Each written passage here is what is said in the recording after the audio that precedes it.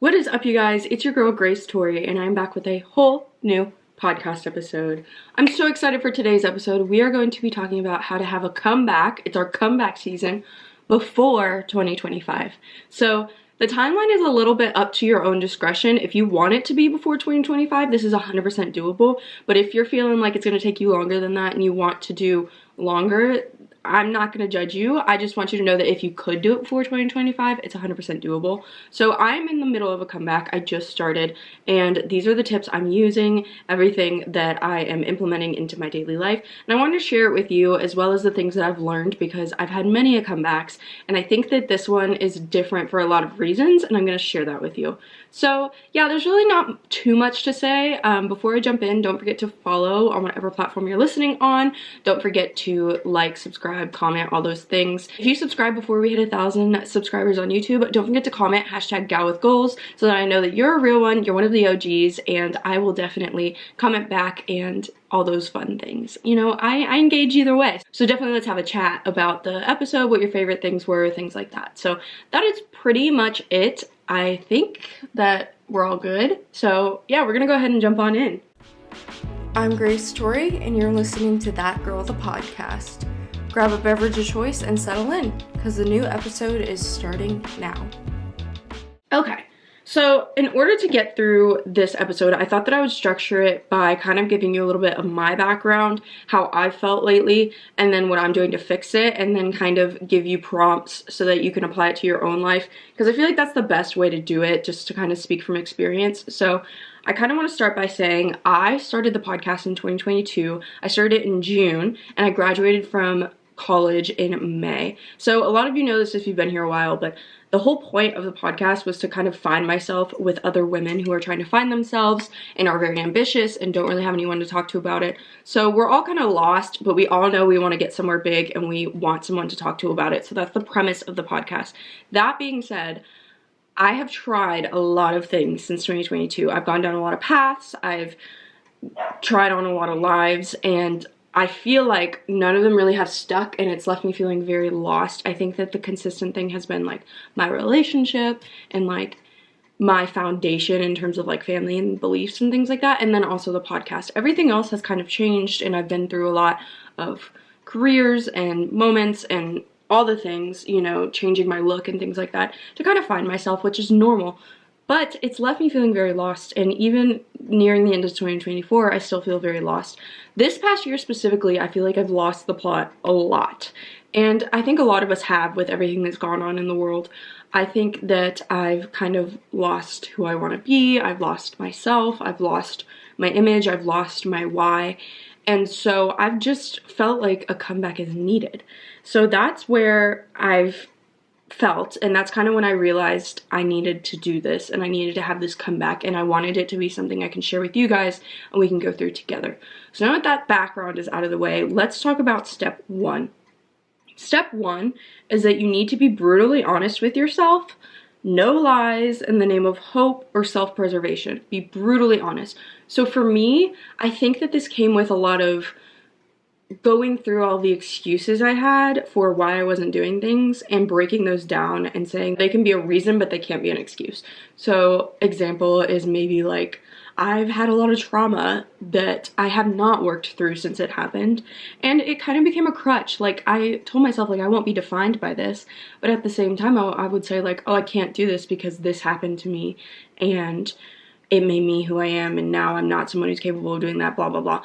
Also, other excuses like the job market isn't good, the political environment isn't good, it's not a great environment to start a business, like, things like that, like, oh, I can't, not me personally, obviously, I'm good, but for you, like, maybe your excuses are like, I can't date because of dating right now is just so hard or whatever, like, there's all these excuses, and at the end of the day, I think that we need to stop painting ourselves as victims in this situation. When it comes to taking control of your life, you are not a victim. A lot of bad things can happen to you, and they can make you feel wronged, but they can't affect the reasoning why you do or don't do things. Like, if you want to have a certain job, or if you want to be a certain kind of person, like, you can't say, oh, well, these bad things happened to me, and that's gonna keep me from becoming this person. Like, No. So in 2024, in these next few months, we're going to go to therapy, we're going to take our meds, we're going to get ourselves on a path where we aren't the victim. Stop looking at yourself like the victim. It's time to be brutally honest with yourself and say, I'm the reason that this isn't happening. And there are other reasons why things aren't happening, like the job market and things like that. Like I said, those are valid reasons, but you need to stop using them as a crutch, and you need to pedal to the metal and do whatever you want to do despite these things that have happened. So once you get through step one, a part of that you're going to look into is deconstructing your beliefs and mental obstacles. So I talked about the mental things like, oh, I can't do this because of XYZ, or oh, I can't go this way because of XYZ, but also you need to deconstruct your beliefs. So maybe you have a belief that you can't make a lot of money because generationally the people, you know, your parents didn't make a lot of money, your siblings don't make a lot of money, your grandparents. You need to deconstruct that belief because it's a silly belief, and you may not even realize that that's a thing, but subconsciously you could be struggling, and your subconscious could say like, oh, well, I don't have the ability to become wealthy because generationally it's not possible, or, you know, I'm a woman, so there's the glass ceiling and it's just not easy for me, or I'm a certain ethnicity. Like, things like that do exist. Like, there are generational divides, there is sexism, there is things like that you have to work through 100%, but that shouldn't be a reason not to work towards it. That should just motivate you even more to prove everyone wrong. So deconstruct your beliefs that are keeping you from doing things. Deconstruct your, maybe it's religious, maybe it's political, maybe it's just your own self-doubt, but you need to get to the bottom of these beliefs that are keeping you from getting things done. So the point of doing all of this is you are building a good mental foundation. You want to have a strong foundation that you can build everything off of. So if you are getting rid of all of these doubts, you're making way for a solid space for you to start on where you're not going to be doubting. Because if you're constantly doubting, then it's not going to happen. And this may come with setting boundaries. I know that I have a lot of people in my life that tell me that I shouldn't devote so much time to my podcast, or I shouldn't devote so much time to being an entrepreneur, and I should spend all my time being secure and safe and stable, and that's what's good for me. And like, I appreciate their opinions, but you have to be confident enough in yourself that you can say, that's great, but that's not what's going to make me happy. Like, I can still be stable while working on these things that may or may not pan out, but they make me happy and they make me passionate. They give me a passion to like do more, and they are fulfilling. So you should have a strong foundation, and you should set boundaries that are going to protect your foundation from the negativity that may push it down. Like, social media is a big thing. I'm very big on setting boundaries, muting people, creating a safe space, because social media was initially created for you to interact with others, but I think that it's evolved into something totally different now that there's businesses on there, there's other creators, there's all these things. I think that if social media is going to be where we spend a lot of our time, which you shouldn't be spending a ton of time on social media, but when you are on there, it should be a place that is catered directly to what you need and want. So if you're friends with someone and you enjoy keeping up with their life, 100% it should be on there. You should be connecting with them. But if it's people that you're jealous of, or you compare yourself to, or you don't even talk to, or it's things that just make you feel bad, don't feel bad about muting them or blocking them. Don't block them. I feel like that's extreme. But like muting them or unfollowing them.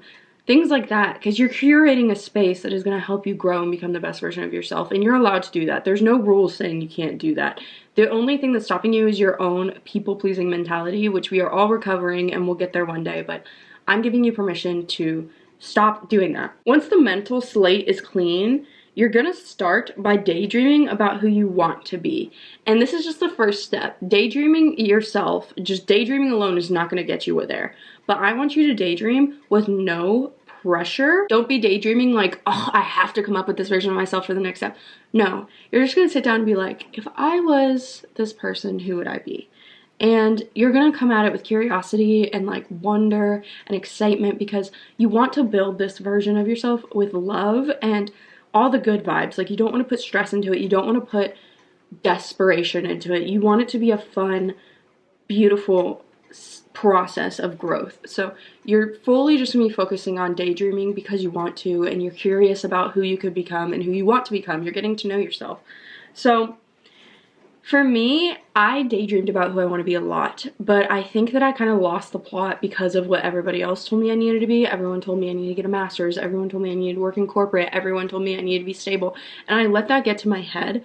But something that really kicked it into high gear and really just wrecked my world is, and don't make fun of me, you guys know, but Liam Payne passing really took a hit. Like, I took a hit.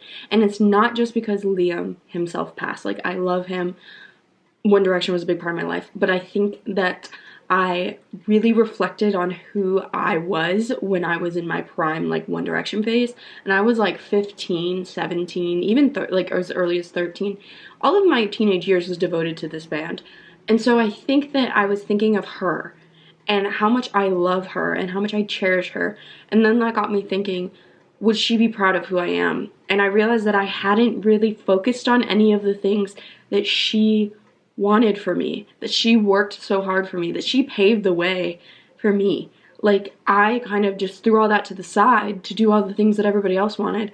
And it really broke my heart that I am 25 years old. It's been a decade, over a decade to some extent, and I haven't really given her the time that she deserves, because that's a past part of me that may have been one of my favorite versions of myself, in the sense of like wonder and growth and who can I become and questioning things like that. Like, I loved her ability to take risks and her authenticity and like her inability, like she was just unafraid of who she could become. And I think that that is the most authentic version of myself. So when I look at who I wanted to be, I really trust that version of myself, and that she knew more than I do now with all of these facades and things that I put up. Like, she was closer to who I wanted to be than I am now.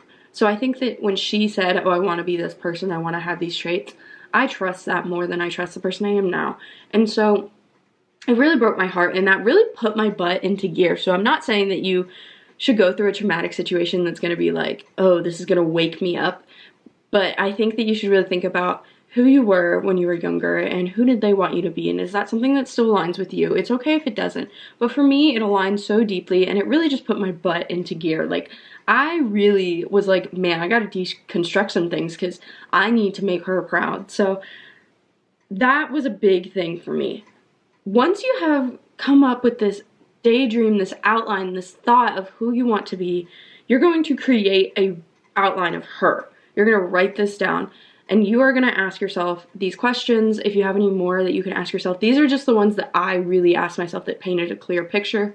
So pause it, get a piece of pen and paper, get a paper and pen, and I'm going to read you these. Write them down in your notes on your phone, write them down on a piece of paper that's actually like down.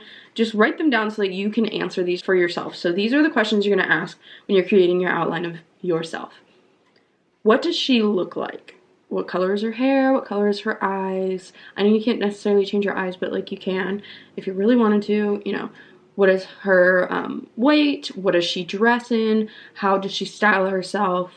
What do her eyes look like? Are they kind? Are they like sharp? You know, those things really get down to the granular nitty gritty. Does she have a tan? Does she not? Like, things like that. You are really getting down to it. How does she act? What I mean by that, is she confident? Is she kind? Does she approach everything with love? Is she more assertive? Is she... What types of things make her act the way she does? What does she do for a job? How does she spend her days in terms of a career?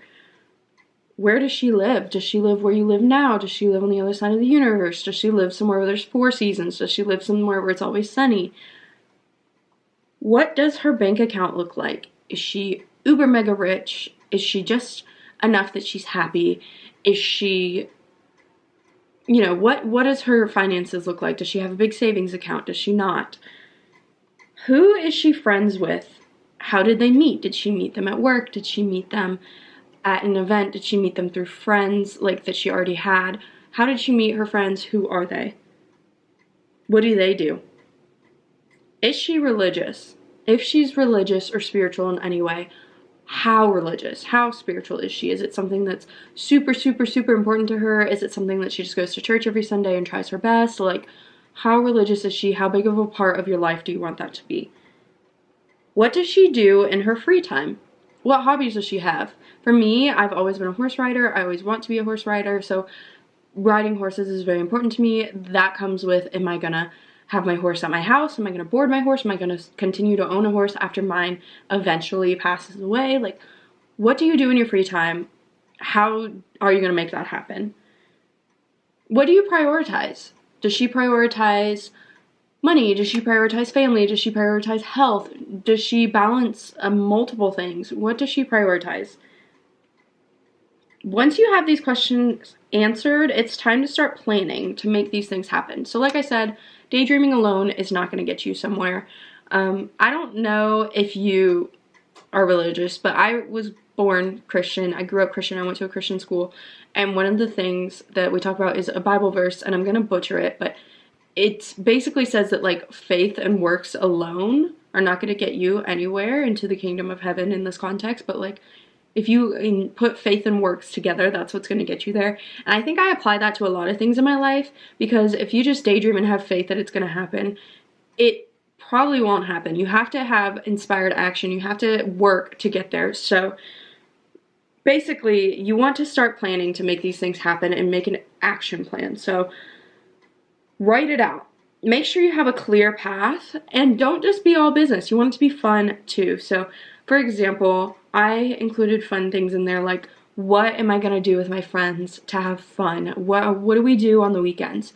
That's a fun thing. That's not necessarily like, oh, how am I going to build my career to be an empire? Like, it's not super crazy. It's like, oh, how am I going to hang out with my friends to make things happen? Like, super, super chill, super, super fun. Like, oh, how am I going to make more friends? Because as you guys know, a lot of mine moved away because I moved away for college, met all of my friends in college, and all of my friends moved away or moved back home after college. So RIP to me and my social life right now. But how am I going to make friends? Like, how am I going to dress? How am I going to change my outfits? How am I going to reinvent myself? I'm a Gemini Venus. If you don't know what that means that I am constantly changing what I look like. You guys know I've had pink hair. I think I got rid of my silver hair right before I started the podcast, but I have had short hair, I've had long hair, I've done blonde, I've done all kinds of things. I've changed my makeup, I've changed the way I look, I've changed so much about myself just because I get bored, and there's nothing wrong with that. But how am I going to have fun with it and change what I look like for this new version of me? Who is she? What does she look like? How long is her hair? Does she wear a lot of makeup? These are fun things you can ask yourself that you can experiment with along the way while you're doing the hard things. Bring in new energy to shift your mindset. This is the step I'm in now, is bringing in that new energy. So you can change the way you look, like I said, change your hairstyle, change your makeup, change your clothes, rearrange your house you don't have to get rid of things and completely redecorate your house by any means. This is meant to be super money friendly. We're not trying to like reinvent ourselves and spend $1 million, but rearrange yourself, put decor in new places where it wasn't before, dust your house, like do little things like that. Clean out your closet with things you no longer wear, like things that you can give to people who need it. Just do little things like that, because I'm a big energy person, and the energy that you have in your house right now is really home to the person that you are right now. So you need to change it to more align with the person who you want to be. Get that fresh energy in, get out the things that no longer are important to you, and start fresh. This is where things are really, really important. I don't know if you've heard of a SMART goal, but definitely look it up. We had to do them all the time in college, and I apply them to now. And let me look up it's an acronym, and I know what they stand for, but I promise you, I just don't want it to be wrong, what I tell you, because it's been so long since I've had to do this. So hold on, let me look up SMART goal acronym. So the acronym SMART stands for specific, measurable, achievable, relevant, and time bound. So what that means is you want it to be as specific as possible. You want it to be measurable so that you can say like it's some sort of quantity, like I'm going to get X amount done to get this goal done. You want it to be achievable by being something that's not super outlandish. You want it to be relevant, so it's relevant to who you want to become, and time bound, so you want to get it done by January 1st, 2025. So SMART goals are really, really applicable here. They're not just like super academic. They're not just corporate. You can apply SMART goals to anything, and I do. So when you're giving yourself a reasonable timeline to make this happen, you want to make sure that it's a SMART goal and you're breaking it down and you're making it happen. You also want to give yourself checkpoints. So like I said, it's measurable. So once you reach a certain amount, check in with yourself. Are these weekly? Are these daily? One thing that I've done that has so much helped me, like helps me a lot, is I downloaded Finch. I'm sure you guys have seen the app ads. They're everywhere. It's a self-care app where you get a little bird and you get to like grow the bird, and the bird grows by completing tasks. You get certain tasks that you can like add, like make your bed, brush your teeth, things like that. But then you also can give yourself customizable tasks to what you want to do. This is 100% not sponsored. I just have used it every day for over 2 months now, and I love Finch so much. It has really shown me how much I like actually do for myself. Like for example, one of the things is drink water. I realized yesterday I got to 10 p.m. and I hadn't drank water at all. Yes, I drink other things, but I didn't just drink water. And so it's made me a lot more aware of my habits and like what I am doing, what I'm not doing. And I feel like this is super important when you're trying to reach a goal, because what you do every day is the building blocks for your week and your month. And if you start to slip in the day, it'll creep up on you. And then suddenly it'll be a month and you'll be like, wow, I didn't do a single thing to get towards this goal that I made for this month. So have a way to make sure that you're doing this and holding yourself accountable. Like I said, I use Finch, but you can use literally anything. Notion is a good to-do list app. Just make sure that you're getting it done. When you feel lost, look back on the answers to the previous questions and ask yourself, what would that person do? What would this version of myself do? How would she get through this? Or just like pick something and work towards it. Like, oh, she has this career, let's work towards that. Oh, she has this friends, let's work towards that. You can do that and it breaks it down so that it's a lot more tangible, and also you are giving yourself a way to not feel lost. You shouldn't feel lost to begin with because you are giving yourself a plan that's like super actionable and smart and all those things. So you shouldn't feel lost, but in the event that you're just like, ugh, I feel like I'm getting nowhere, what can I do? That's when you go to this and you say, okay, what would she do? Don't be afraid to cut big ties. I'm talking big ties because life is way too short to not be who you want to be. And if it's not something that you want to do in the long run or who you want to be, you're just going to continue to derail and go farther down the wrong path. That is not to say that you can't change your original opinion of yourself and say, wait, I actually do want to do this, or I actually do want to date this kind of person, or I actually do want to go down this path. But be very brutally honest with yourself. For example, I went down a career path and I spent like 2 years going down this career path, and then I was like, wait a minute, this isn't what I want to do. Why did I just waste 2 years doing this? I need to get out of here. And always have a plan. Do not leave without a plan. You need some action plan, whether that's a job, whether that's you're breaking up with someone, whether that's you're moving somewhere new. Do not be afraid to make these big decisions whenever. You don't have to be somewhere a certain amount of time. You don't have to reach any sort of milestone before you can make these big decisions. You can not like something and switch it up as soon as possible, and honestly, the sooner the better. But you need to make sure you have a plan in place so that you're not just free falling, because that gets out of hand really quick. You get really stressed and then you start to lose sight. I've noticed that when I get stressed, it kind of clouds who I actually am, and I just kind of do things out of necessity to like continue to survive and have a paycheck and things like that. And that's not good. That's not aligned with who you want to be. So make sure you have a plan. But life is way too short to spend so much time on something that's not even going to get you where you want to be. Move in the shadows. Do not tell anyone. Maybe like your best friend if you really trust them and they're not going to judge you.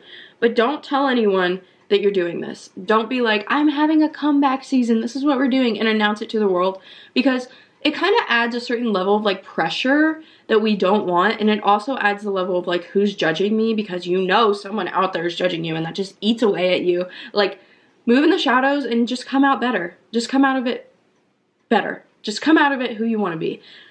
Moving in silence is something that's kind of been hard for me because I've been on the internet making YouTube videos and just very like loud and public since I was like 13. way younger than I need to be. So being an internet kid who was on the internet for so long and shared so much of my life, it was really hard for me to be like, nope, can't do that.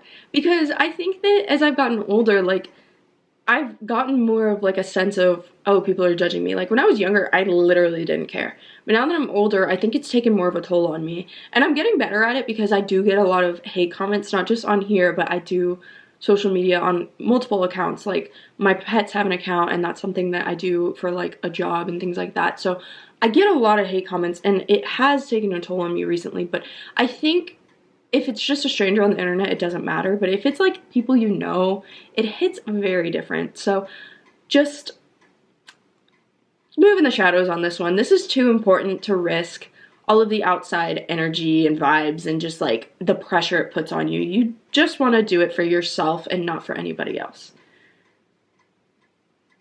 Before you jump in head first, you need to prioritize your well-being and your health because everything else will be easier once you do. Prime example of this, your girl has raging ADHD, like raging ADHD, like raging, failed the test, got every single one, high ADHD, crazy. I didn't get diagnosed with ADHD until I was 21, right? Because I was in a master's program, I was in 3-hour-long lectures, and suddenly, oh my god, I wasn't doing well in school. Crazy. I'd always done really well because I was just really smart. So those are the type of people that go undiagnosed. So when it got to the point where it was like crunch time, whatever. So I got my ADHD. I graduated 3 months after I got diagnosed and was put on Adderall. Guess what? When you graduate and you're going to the University Health to get your medication, they say, oh, sorry, you have to go to your primary care now. Went to primary care and she's like, oh, sorry, you have to go see a psychiatrist. 3 years later, I'm sitting in bed and I'm like, I have no motivation to do anything. I'm distracted, blah, blah, blah. Maybe this could be my ADHD. So 1 month ago, your girl finally got put back on Adderall and it has been life-changing. When I tell you that I can actually get things done now, I used to have to drink coffee every morning to even like think because I was just so unmotivated, so tired, and it was like pushing me to get to that point. I don't have to do that anymore because I'm on medication that makes me function like a normal human being. And I'm not just saying to go to the doctor and get put on meds. Like that is not what I'm saying at all. But if you're putting it off, go do it. If you already know that it's an issue, go do it. Make sure you're eating things that are fueling you because you need energy. And if you don't have energy, you're not going to get anything done.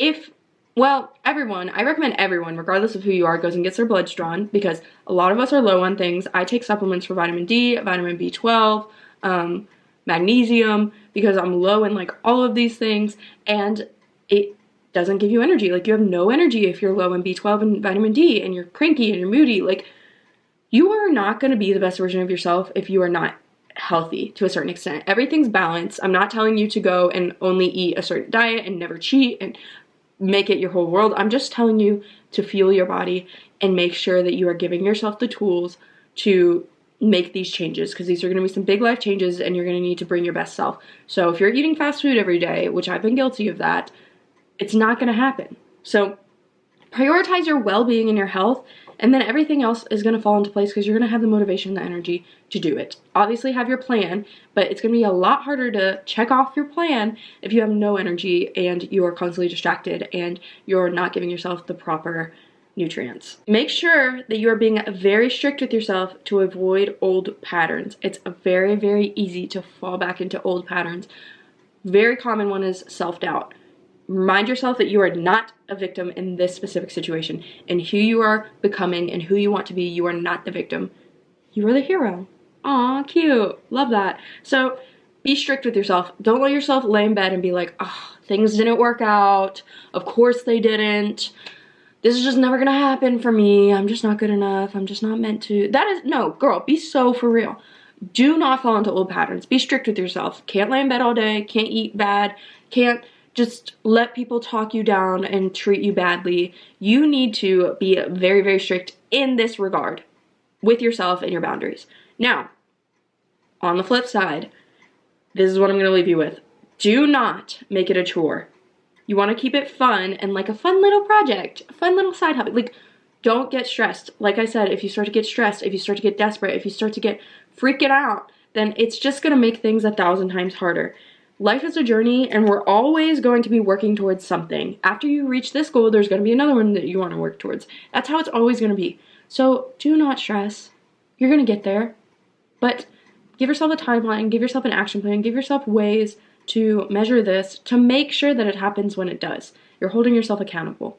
So we are going to be in our comeback season. We are coming back before 2025. I know I am. You can do it whenever you want. Like I said, it's super customizable based on your timeline, but it's very feasible to do within 2025. If you want to get specific, I'm happy to help you come up with certain goals. So definitely DM me on Instagram. That is the easiest way to get a hold of me for sure.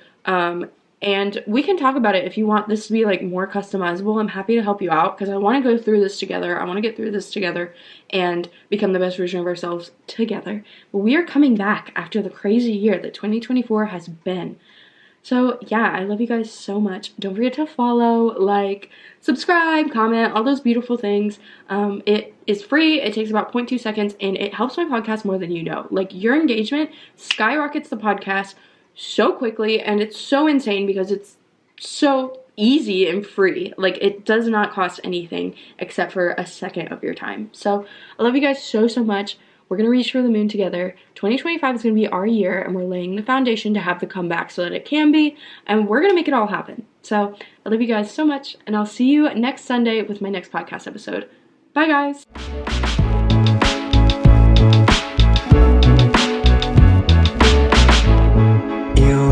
First